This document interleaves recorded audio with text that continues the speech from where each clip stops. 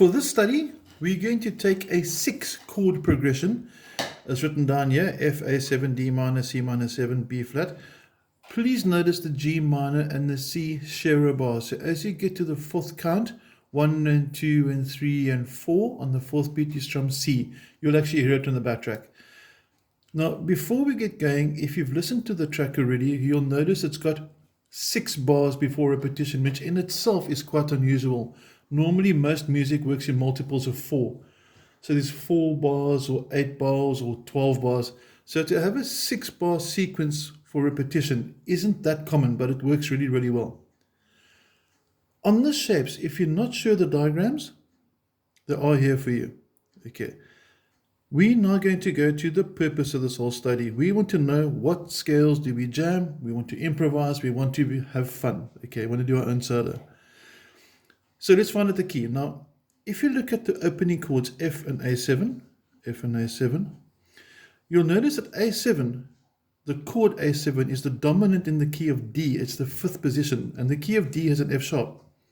It hasn't got an F. So that chord alone, those two are really causing a bit of a clash. That's just point number 1. We're going to leave it there.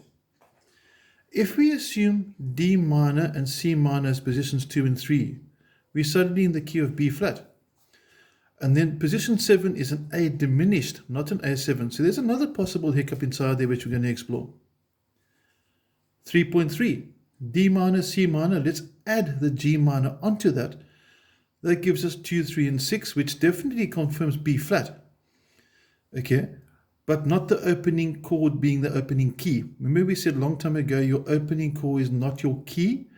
So even though your opening chord is an F, perhaps, I'm not saying it is yet, perhaps your key is actually B flat, not F. We'll see that now.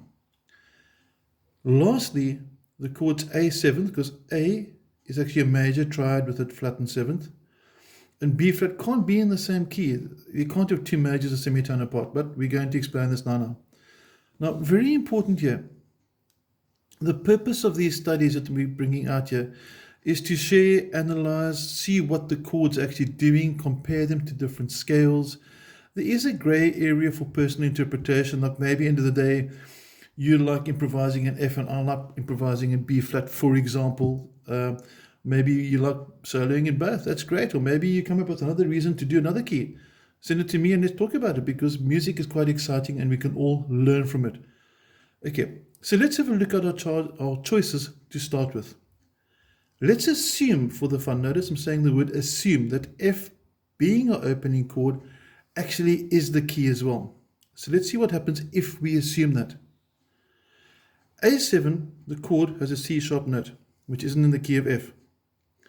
But if you go to the harmonic and melodic minor scales, which will be D harmonic and melodic minor, you will find the note C sharp is inside there. So if you assume F major, okay, F as your opening key, your relative minor, related minor is D, of which the harmonic and melodic will give us as notes. So we can justify it. C minor 7, that's a bit of a twister because it has the note E flat, which is not in the key of F or in the harmonic or melodic minor scales. But if you look at your circular fifths, you'll notice that the key of B flat, for example, is one of your keys closest to the key of F. And you have an F mixolydian scale, that will give us the note E flat. So your circular fifths can validate it. Okay, so we finish with thinking that maybe it's the key of F. Let's assume the key of whatever happens in 4.2. Okay, we discussed previously C minor, D minor, G minor. We're treating the minor 7th as if it was a normal minor, because we can for this one. Positions inside your scale, in other words, if you're in the key of B flat, for example, we'd have B flat major, 2 is C minor, 3 is D minor, E flat and F would be 4 and 5, and 6 would be G minor. So if we're in B flat, in the key of B flat, the chord F is happy. That's just the 5th note of B flat. We find, so it has a mixolydian tonality, and mixolydian is a major related mode because you build a major triad from it, so it's fine. But the A7 can't be built from G harmonic or melodic. Again, circular fifth comes to the rare chord, and if you read through there, your D harmonic and melodic will give you the chord as mentioned previously. So what we're going to do, you're going to get two videos following this. The one I'm going to solo in B flat, and the one I'm going to solo in F.